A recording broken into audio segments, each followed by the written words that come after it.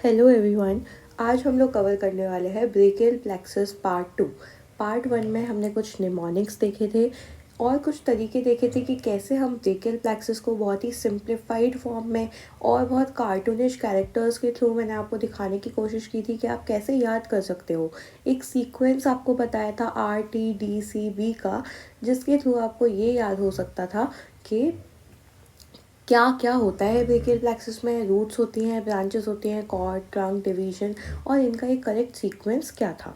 आज हम लोग बात करने वाले हैं इसके एक समराइज्ड फॉर्म की, क्योंकि कल हमने उसको इतना इलेबोरेट करके पढ़ा था, तो उसकी एक समरी वीडियो बहुत इंपॉर्टेंट थी, जिससे कि आप समझ पाओ कि एक्चुअल में आपको एग्जाम्स में क्या लिख कर आना होता है।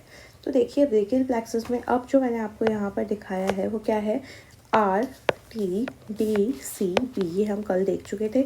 हमने रूट को सिग्निफाई किया था ओल्ड पीपल के साथ में। हमने ऐसा बोला था कि जो रूट होती है वो ओल्ड पीपल की तरह होती है, जो कि कौन कौन सी होती हैं, C5, C6, C7, C8 और T1। उसके बाद में ट्रंक थे। जो ट्रंक थे वो एडल्ट्स जैसे थे। इसमें क्या क्या था, अपर trunk, middle trunk and lower trunk. After that division were like twins. What were they? Anterior and posterior. After that, we talked about cord. What is cord? Cord is related to axillary artery, which is generated from the division. Okay, and from cords there generate many of the branches, in which there are 5 main branches. उसके बारे में भी हमने बात की थी। Okay, अब हम लोगों को देखना है कि एक्चुअल समराइज फॉर्म या फिर टेब्यूलर फॉर्म क्या होता है किसका, ब्रेकियल प्लेक्सस का। तो सबसे पहले जो ब्रेकियल प्लेक्सस शुरू होता है वो कैसे होता है। सबसे पहले हम लिखते हैं रूट्स। ओके, रूट्स में क्या क्या आ जाएगा, C5, C6, C7, C8, T1। Okay, जो C5 है, C5 में से ये निकला C6, C7, C8 and T1। अब हमने क्या देखा था, रूट्स के बाद क्या आ रहा है, ट्रंक आ रहा है। ट्रंक क्या क्या है, ट्रंक में कौन कौन सी चीज़ें हैं, अपर, मिडल और lower. Okay, upper, middle and lower. तो इसमें से C5 और C6 को मिला के क्या बन जाएगा, अपर ट्रंक। C7 क्या हो जाएगा, मिडिल ट्रंक। और C8 और T1 को मिला के क्या बन जाएगा, लोअर ट्रंक। ओके, उसके बाद में ये ट्रंक का डिवीज़न हुआ। ट्रंक के डिवीज़न के बाद में हम यहाँ पर क्या देखेंगे, हमने क्या क्या देख लिया, रूट देख लिया, ट्रंक देख लिया।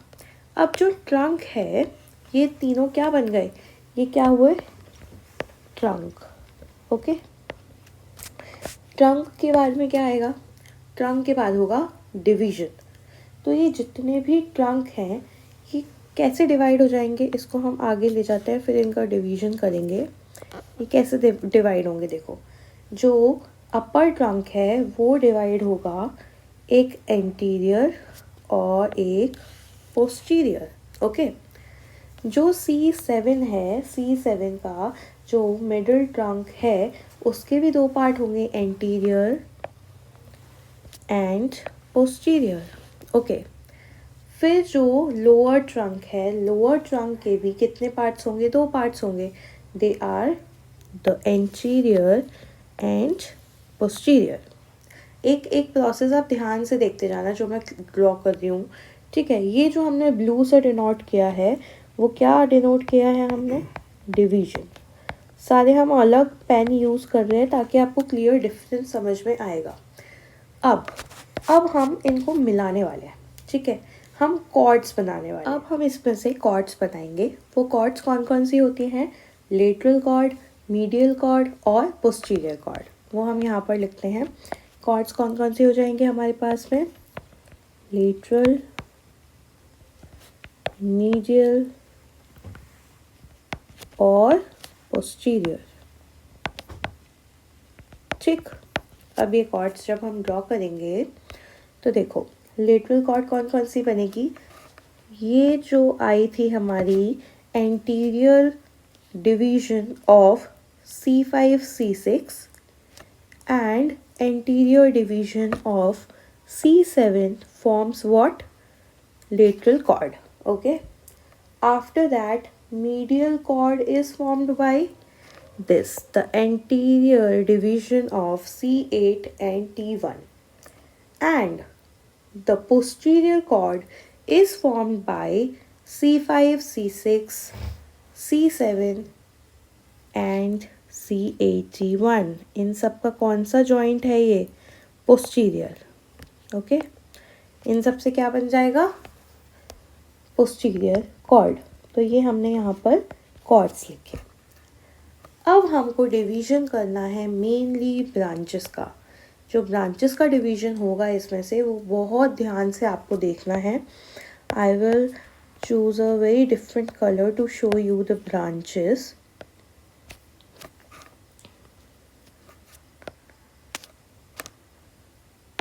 Okay, so here we will see what? Branches. Branches क्या क्या हो जाएंगी? देखो 5 तो मेन होती हैं, उसके अलावा हमको लेकिन सारी ही ब्रांचेस देखनी है। तो इसमें से लेटरल कॉर्ड में से एक हमारी निकलेगी लेटरल पेक्टोरल नर्व। कौन सी हो जाएगी? Lateral pectoral nerve. Second, musculo-cutaneous nerve. क्या है? Musculo-cutaneous nerve. After that the third one is lateral root of median nerve। क्या हो जाएगी? lateral root of median nerve।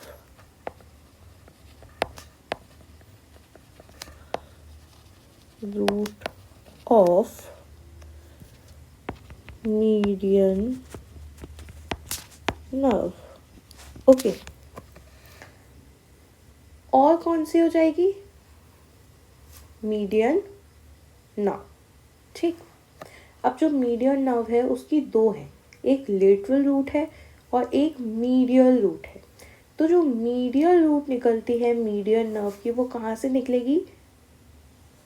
Medial cord से। This one is the medial cord. तो इसमें से क्या क्या निकलेगा हम वो देख लेते हैं।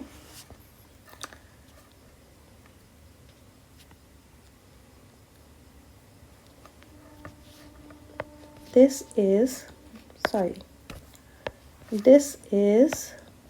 median pectoral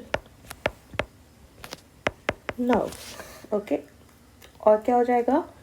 medial cutaneous nerve of four arm. ये हो जाएगी medial cutaneous nerve of four arm, और यहाँ क्या हो जाएगी? Medial cutaneous nerve of arm. ठीक है, ये फोर आर्म हो जाएगी और ये आर्म। हम अगले वाले पेज में अच्छे से सारे कॉर्ड्स में से जितने भी कॉर्ड्स हैं उनकी क्या क्या ब्रांचेस है वो लिख लेंगे। यहाँ पर मैं आपको सिर्फ एक डायग्राम के फॉर्म में समझा रही हूँ। ठीक है, और ये क्या हो जाएगी? Ulnar nerve. ओके, सो इसमें से क्या क्या निकला है? Medial pectoral nerve, medial cutaneous nerve of forearm, medial cutaneous nerve of arm, ulnar nerve, and medial root of median nerve। medial root of median nerve। Okay, now we will go to the posterior cord। From the posterior cord, what would be the branches?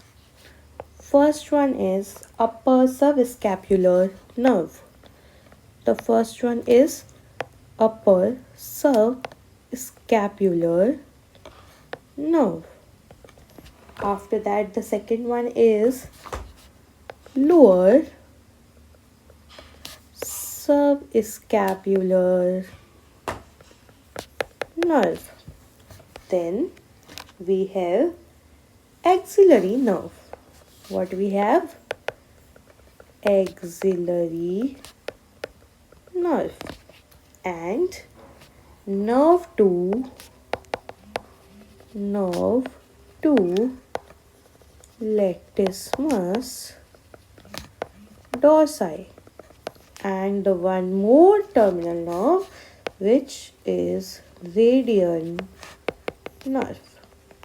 This is all about the main branches जो कि originate हो रही हैं chords में से, ठीक है। इसके अलावा अब हम लोग देखते हैं कुछ ऐसी नर्व्स, यहाँ पर एक पॉइंट फॉर्म होता है. This point is known as what? Erb's point.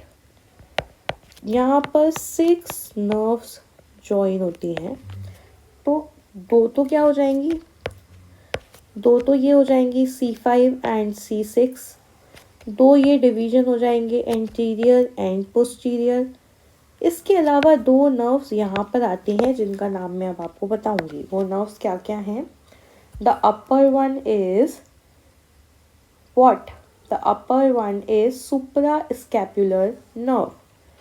Here the one nerve is suprascapular nerve.